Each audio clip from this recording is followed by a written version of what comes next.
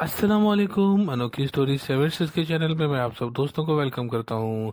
प्यारे दोस्तों, आज मैं आपको एक बेहतरीन और मज़ेदार कहानी सुनाने जा रहा हूँ। ये कहानी दोस्तों पर मुश्तमिल है। कहानी का नाम है सच्ची दोस्ती। दोस्तों, एक दफ़ा का जिक्र है।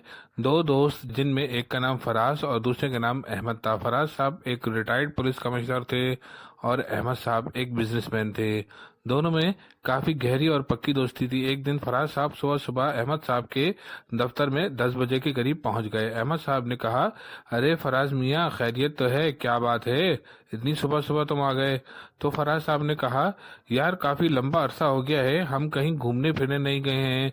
मैं रिटायरमेंट के बाद घर में बैठा बैठा थक गया हूँ। तो इनकी इस बात पर अहमद साहब ने भी इनकी हाँ में हाँ मिला दी और कहा, भाई कब चलना है बताओ, मैं सारा प्रोग्राम सेट कर लेता हूँ।